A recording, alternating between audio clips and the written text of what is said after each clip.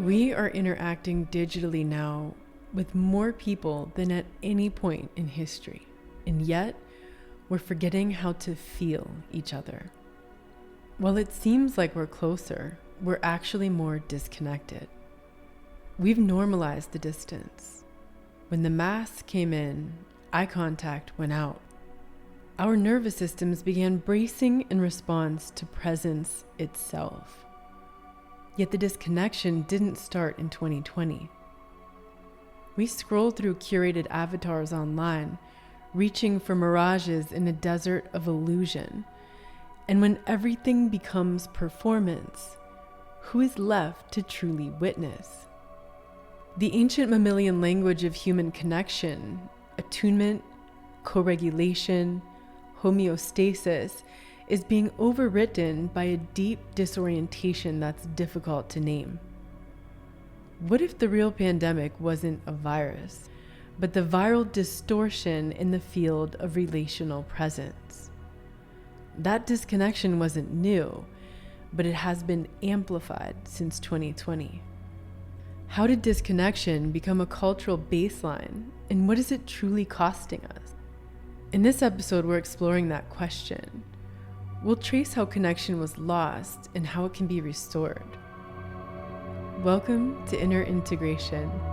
I'm Meredith Miller, and this is the Plandemic of Disconnection, our calling back to presence.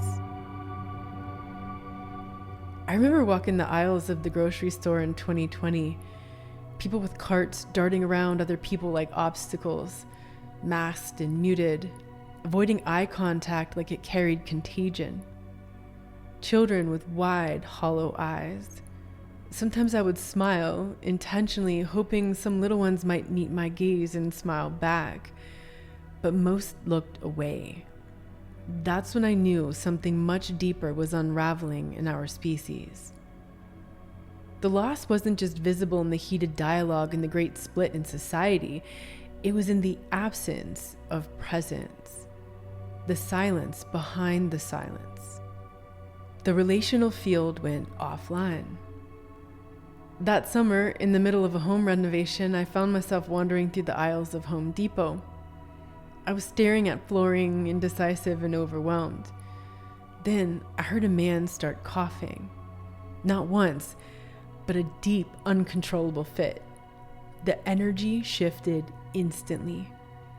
People froze, eyes widened, peering fearfully above masks, and then they fled. He didn't speak. He didn't have to. The cough became a force. That aisle emptied like Moses parting the Red Sea. 2 years later, it happened again. But by then, COVID was over and the narrative had shifted to the war in Ukraine. This time I was at a car dealership. The finance manager coughed twice and immediately apologized. He wasn't sick, he explained quickly. It was dry air, allergies, I can't remember what he said it was, but it sounded like he was confessing a sin and bracing for judgment. I laughed and said, "Remember when you could cough in public before the epidemic of hypochondrism and hypervigilance?" But even in the laughter, there was a quiet sorrow, because I knew it wasn't about sickness. It wasn't about protocols and the mandates of fear. It was about presence. Or rather, its absence. What we were witnessing and what we are still navigating is a new kind of numbness. It didn't start in 2020, but it was revealed and amplified through it. The Plandemic was a culmination of years of slow severance, our long descent into disconnection, a nervous system adaptation, a kind of spiritual, psychological, and somatic anesthesia, a slow, systemic disconnection that had already been growing behind the curtain, which suddenly opened in 2020. Masks and mandates didn't create it, they made it visible.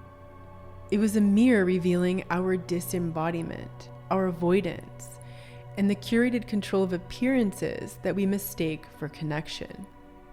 Before 2020, I used to think the real global epidemic was narcissism and psychopathy, as if certain personality disorders had gone viral in the collective. But now I see it more clearly. Those behavioral patterns are systemic symptoms, manifestations of something far more insidious.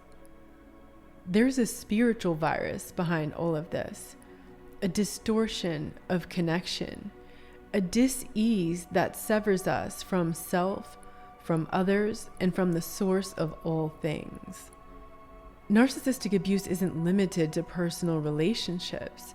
It happens at scale, in families, in institutions, in entire societies. It's often subtle at first, particularly the covert type, but then it escalates and becomes more intense. The feeling of confusion grows over time, making a person feel isolated, alone, afraid, unworthy, and misunderstood. This isn't just psychology, it's spiritual warfare. The spiritual virus doesn't just divide people from one another, it also divides us from ourselves and from the creator of all that is.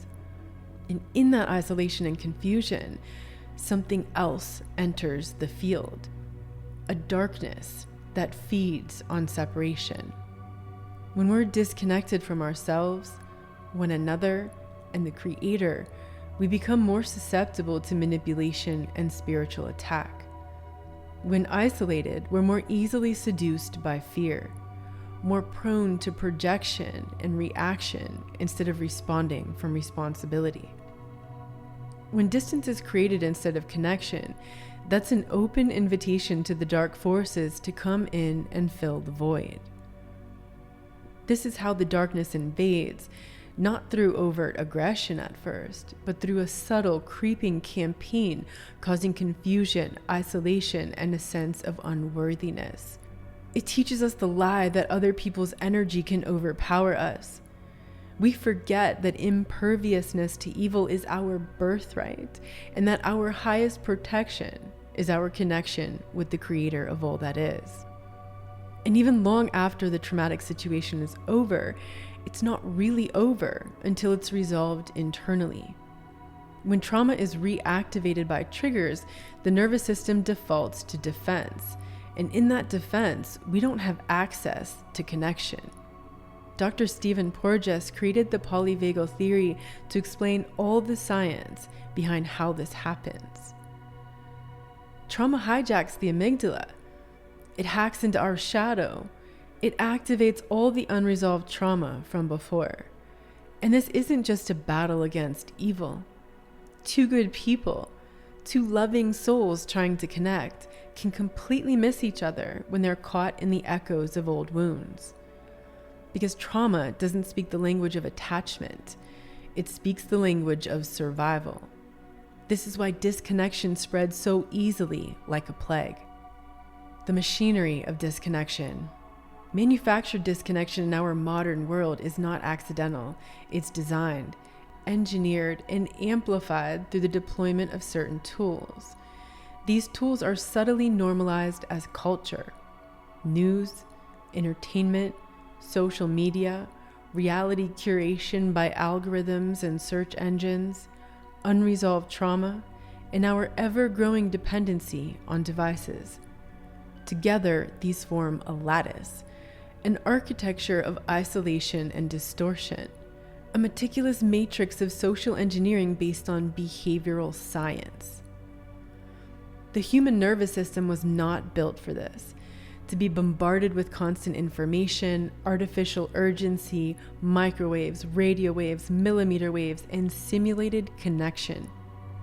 We were slowly desensitized incrementally over the years, just like we are in an abusive relationship.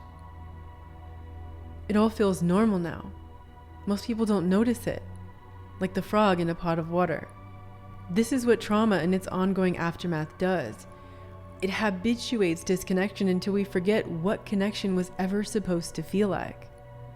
Trauma primes the system for fear, and fear makes us predictable creatures, easily galvanized, easily controlled, easily collapsed into compliance. Trauma causes the nervous system to be rewired for vigilance, not connection. The hypervigilance makes us feel safe from harm, but it's not real safety, and it actually blocks our healing and connection. We're conditioned now to equate scrolling with socializing, to confuse a like for love, notifications for nourishment, consumption for meaning, a bunch of strangers on Facebook that we call friends. We seek more and more, yet none of it calms the heart because we actually can't feel the truth behind it. None of it helps us co-regulate because it's not real connection. These are distortions.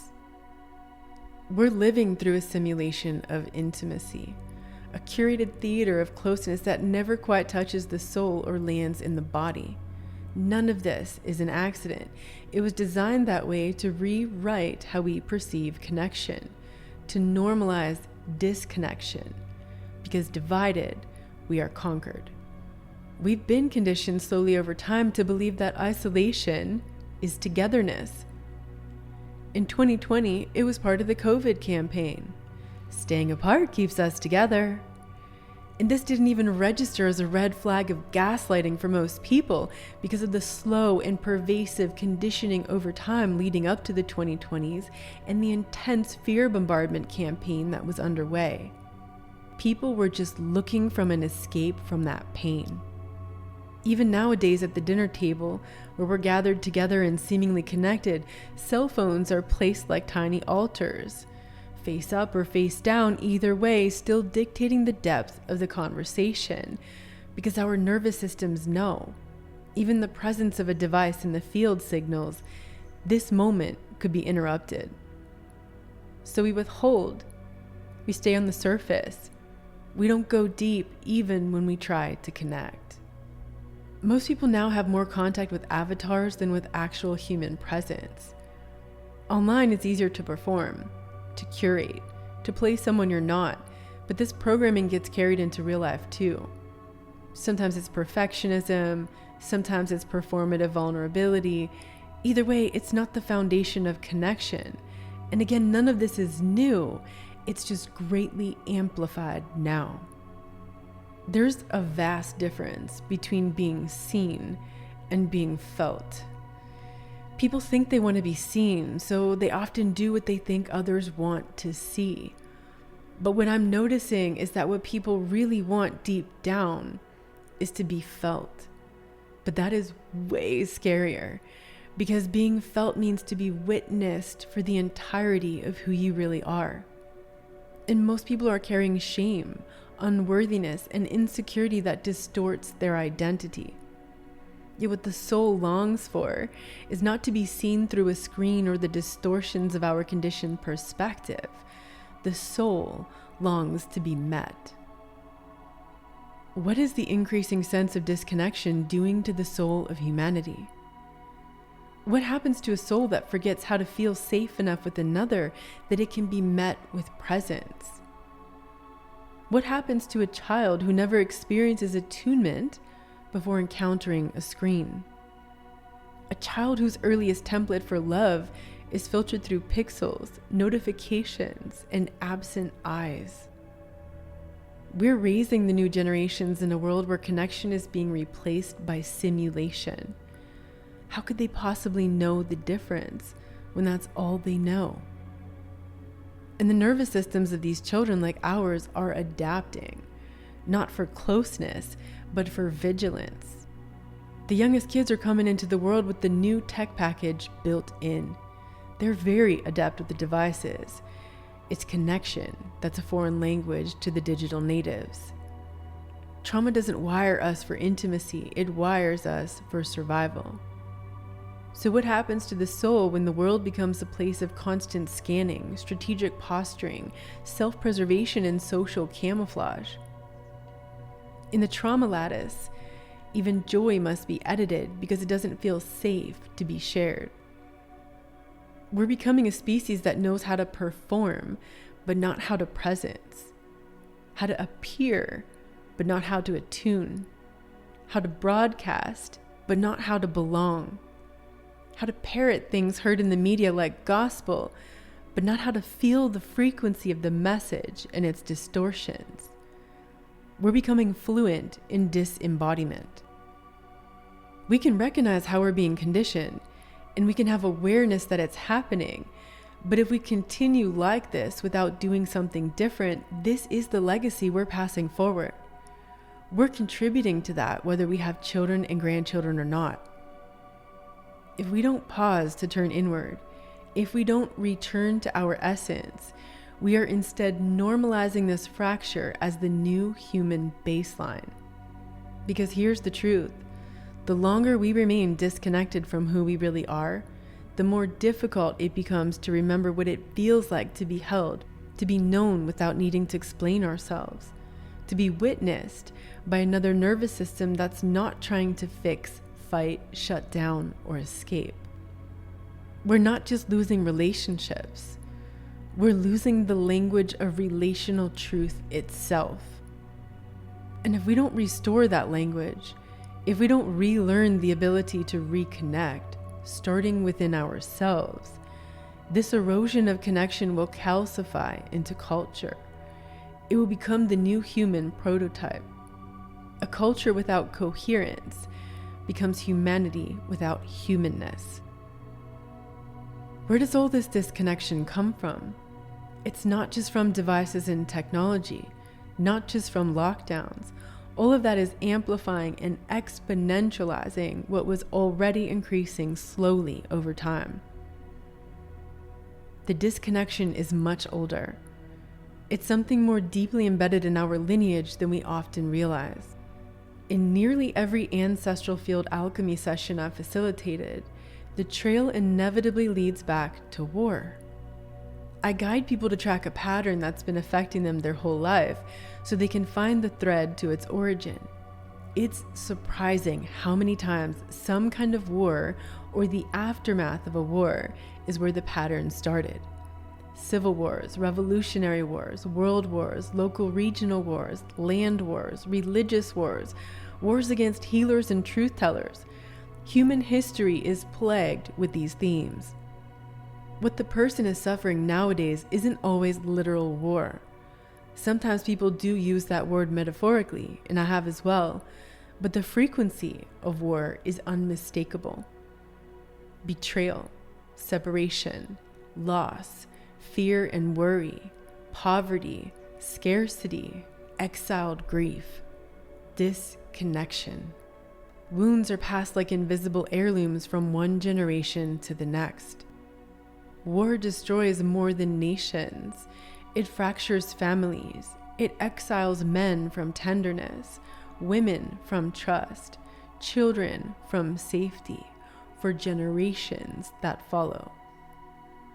War creates a devastating sense of disconnection from self, partnership, family, community, society, the creator, and everything good in life. War exiles us from hope, joy, creativity, mobility, imagination, and the ability to be truly present. When you're living in war, you numb it all to survive. You become disconnected from your ability to feel. This energetic packet of pain gets passed down transgenerationally, morphing and taking on new shapes, but the underlying geometry is the same. In some families, it becomes physical, emotional, or sexual abuse. In other families, it's neglect, alcoholism, or other substance abuse. Sometimes it's just a devastating sense of loss. It can take on many forms. War leaves a pain so deep, so heavy that people don't know what to do with it. So they carry it in silence, perhaps hoping that it will one day be forgotten when it dies with them. But it doesn't.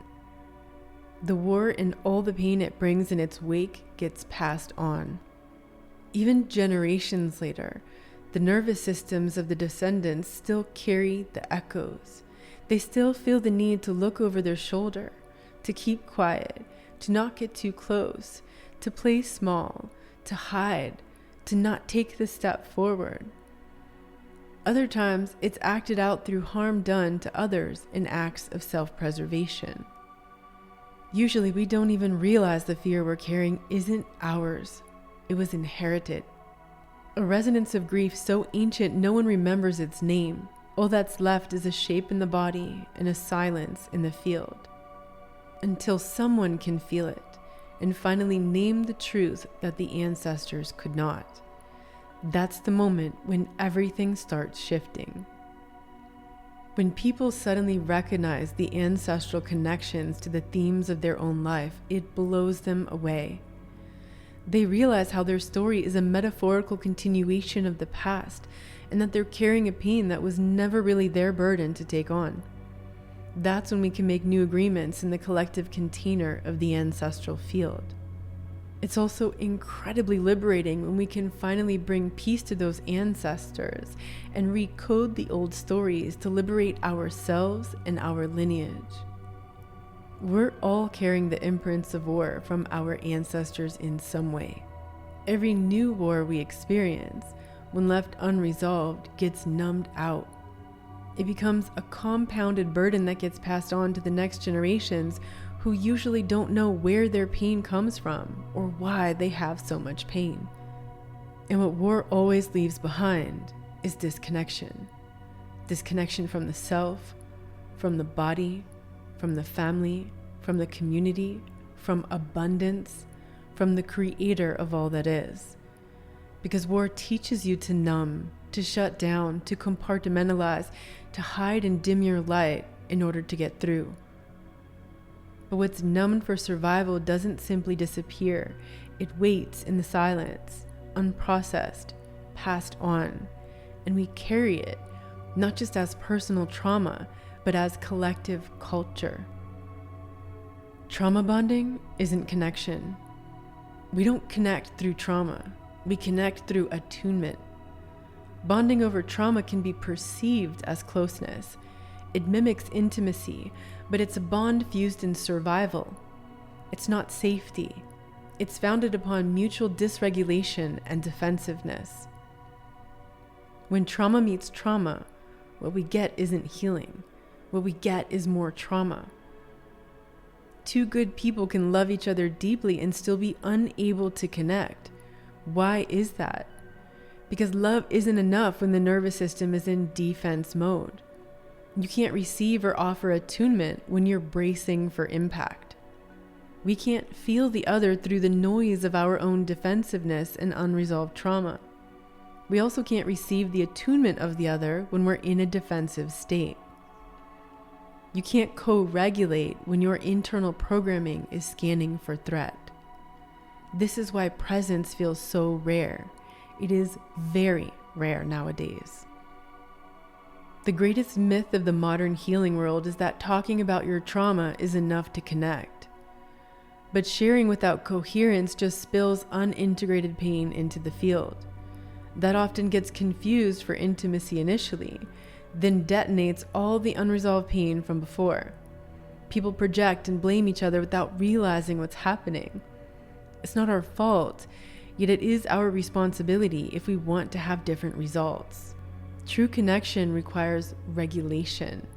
It requires inner repair first, so we can self-regulate, and then the field between us can stabilize for co-regulation and social homeostasis. Otherwise, we project our wounds, our defenses, our unresolved survival strategies onto each other, expecting the other to make us feel better.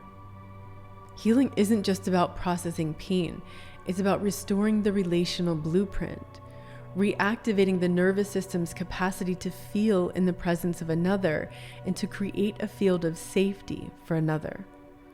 Much like how healing trauma doesn't happen just by talking about it.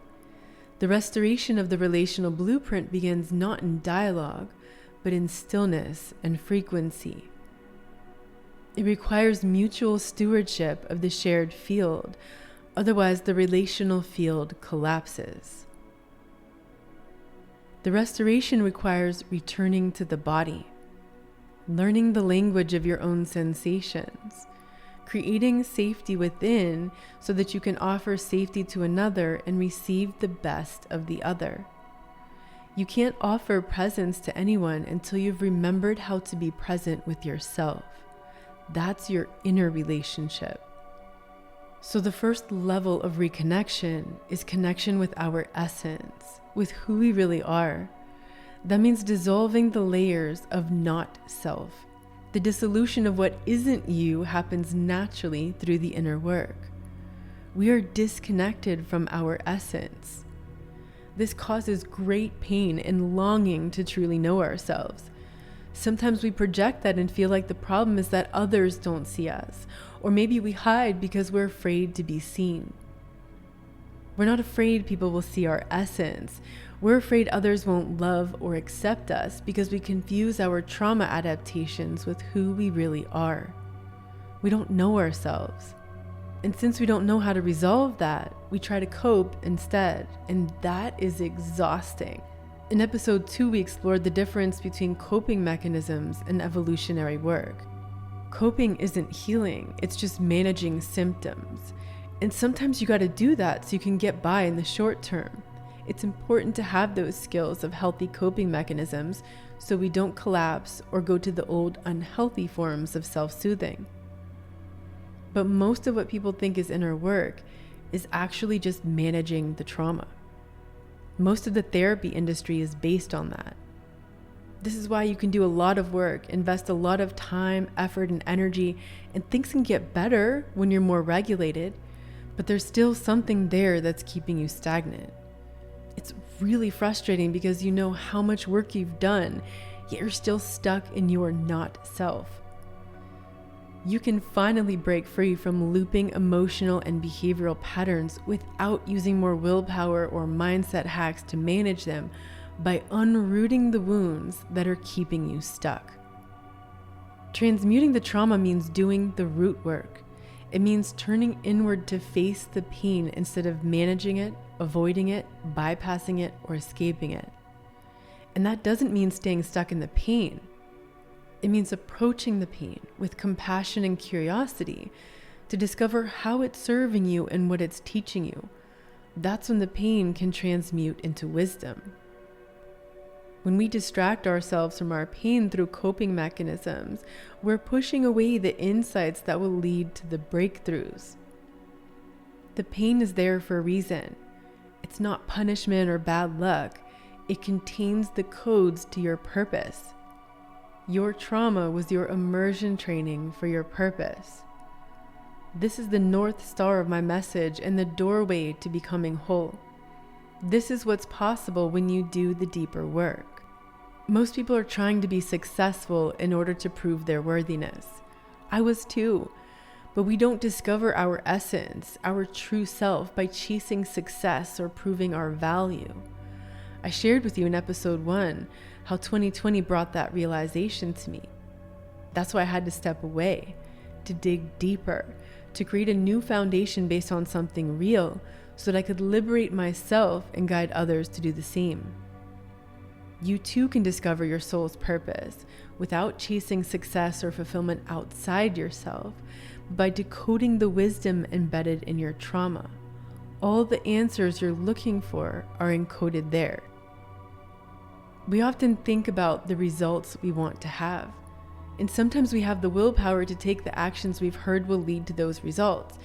But most of the time we forget that we first need to become the person who knows they're worthy before our actions can lead to the results that we really want.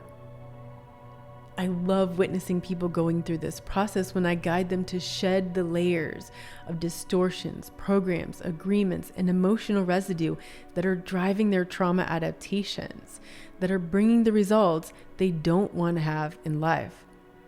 And as we clear that stuff out of the way, it's magical to witness the essence of the person revealing itself, while the person realizes that's who they always were underneath all the layers.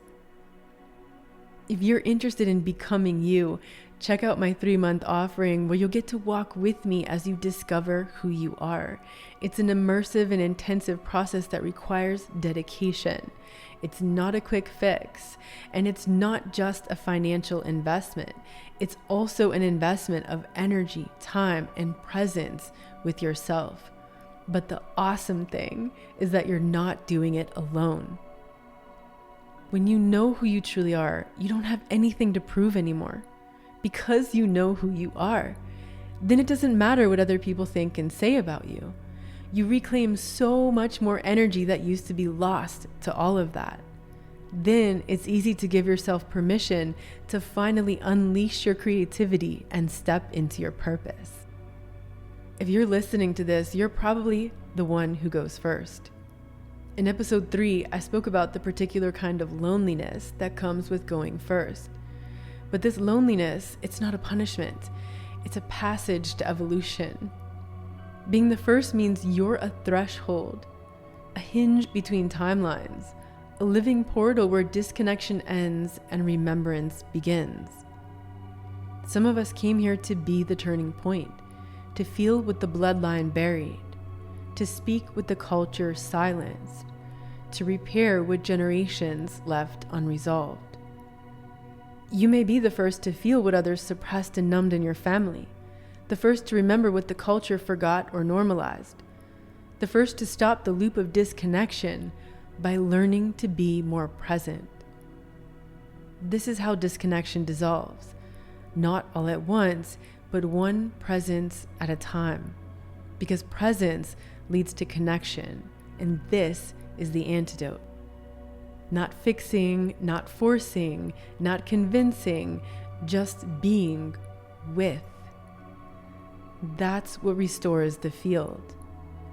And presence starts in the body, not as an idea, not as a mindset or belief, but as a felt sense of safety with your own breath. This is why embodiment isn't optional. It's the bridge between disconnection and connection. And until we reclaim our sensations, we can't reclaim our humanity. Until we feel safe within, we'll continue to perform outside. So we begin here with the pause, with the breath, with the sacred, slow re-entry into the body that never left us, but that we left behind in order to survive. You don't need to be perfect. You don't need to do it all or figure it all out. You just need to have the courage to go first. Your courage will be contagious, and that is no ordinary pandemic. The return to presence becomes the act of ending exile. It's about becoming a soft place for the exiled parts to land. You can get instant access to my daily embodiment practice guided meditation with the link in the show notes. When I'm working with people, that's where we start. We've all inherited the exile from our own feelings and emotions to some degree. Embodiment is the beginning of the inner work. We don't think or talk our way to healing. That's why mindset work and affirmations can never replace trauma healing. Restoring wholeness after trauma starts with returning to the body, layer by layer, so we can connect with the sensations, feelings, and emotions trapped there and exiled from our awareness. And I know there's a moment in every healing journey where the inner resistance whispers, it's too much. Too much time, too much energy, too expensive, too inconvenient. I'm just going to keep doing what I'm doing. And in that moment, most people step back. Not because they don't want to heal, but because they're looking only at the cost of action. Healing costs time, it costs effort, and it usually costs money. But the biggest investment, and the one we find all kinds of excuses for not being able to afford, is how healing asks us to turn toward what we've been avoiding. So what's the cost of inaction? What does it cost to keep feeling disconnected from your true self, from your kids, from your life partner, from the community you wish you had? What does it cost to keep carrying the burden of what isn't yours? What does it cost to pass on the same pain you swore you'd end? What does it cost to stay numb, to live half alive just to keep everything functioning, but never experiencing a sense of fulfillment? The cost of inaction compounds over time. It multiplies silently in your body with inflammation, injuries, and illness, in your relationships with struggles, distance, disconnection, in your mind with worries, doubts, and programs of limitation. It even transfers that cost to your children and your lineage. Unresolved trauma doesn't dissolve on its own. It ossifies in the architecture of belief for generations to come. It becomes culture. And every generation feels heavier because they're carrying the compounding interest of the debt passed forward. This is why Gen Z is so immobilized. The cost of inaction is spending your days and sometimes even waking nights plagued with doubts, worries, and scarcity instead of peace, faith, and prosperity. The cost of inaction is watching your children suffer the same pain you couldn't face. Oftentimes, that pain is also distorting and distancing the relationship you want to have with your kids. The cost of inaction is relationships that fracture under the weight of silence. Triggers, defensiveness, and distance drive you apart, leaving you frustrated and heartbroken. The cost of inaction is living your whole life numbed, mistaking survival for thriving. It's never unleashing your creativity and the purpose your soul was born to live. Yes, the inner work takes dedication, but it's not nearly as hard as you might think. What's hard is doing the same thing, investing a lot of time, effort, and energy, but getting the same results and feeling stuck. What's hard is to keep paying interest on a debt that you didn't even choose to take out. And that debt doesn't just disappear when you're gone, it compounds across future generations. Every moment you choose not to turn inward is a moment longer that the burden grows heavier for you and for those who come after you, whether you have kids or not. Your healing and your trauma creates ripple effects in the world. But every moment that you do choose to pause, to breathe, to feel, to reclaim, to return, to restore, is a step toward liberation, personally and collectively.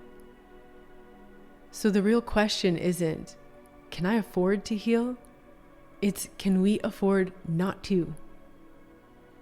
While the path of inner work does ask something of you, it does mean letting go of things that are helping you cope but not really serving you. It does mean peeling away the layers of the not self, of those adaptations that you've built like scar tissue on your true essence. Yet it offers something extraordinary in return. Liberation.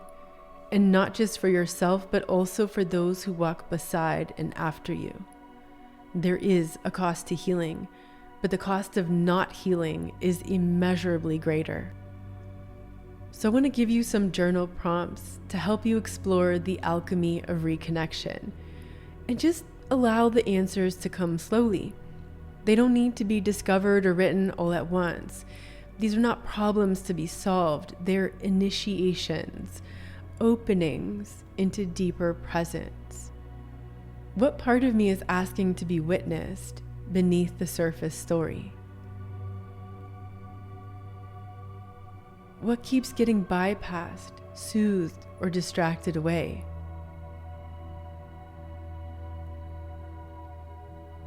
What survival pattern has served its time but no longer serves my truth?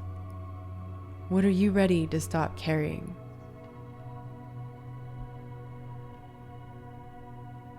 What gift has emerged from the pressure I once resented? Trace the alchemy. Name the gold. And if I could speak to the part of me that I once abandoned in the dark, what would I say?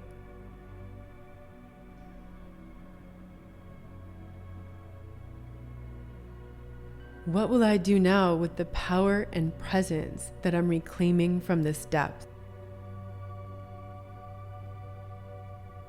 I invite you to let this podcast episode be a portal back to your own breath, back to your own presence, not as a performance, not to fix anyone, but as a living frequency of safety and truth, a place where your soul can land, a space where healing can remember itself. Take a moment, close your eyes if it feels safe, Place one hand on your heart and the other on your belly. And ask gently, when was the last time I truly felt someone with me? Not fixing, not checking out, not performing, just with me. Then ask, when was the last time I offered that kind of presence to another? Just notice, no judgment, just witnessing. Remember, presence isn't something we perform. It's something we remember.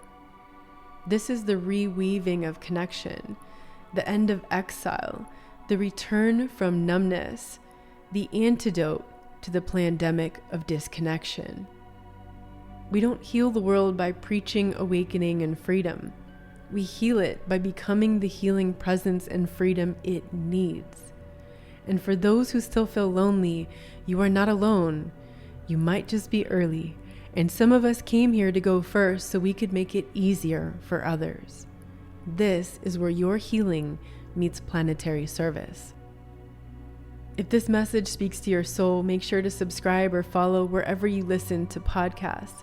Share this with someone else in the path, someone who's ready to go deeper, beyond the surface of healing and into true integration, beyond the personal and into the ancestral, collective, and planetary layers too. And if you'd like to leave a message or a note for me, something that resonated, something you want to hear more about, you'll find a link in the show notes where you can do that. If you'd like to work privately with me, you'll find the link for one-on-ones in the show notes or on my website, innerintegration.com. I would love to help you connect with these themes in your own life so you can transmute them for yourself and your lineage, creating a positive impact in your life and in the world around you. I also have an epic 3-month transformational journey called Becoming You, for those who want a guide to walk with you as you take a deep dive into your own inner alchemy of wounds into wisdom, embodying your purpose, and leading with light. Remember, keep listening within. No more playing small. It's time to remember who you are, because the world needs your wholeness now more than ever. You are not the wound, you are the medicine. Let your trauma become your map to purpose. Thank you for joining me today for this transmission of the Inner Integration podcast.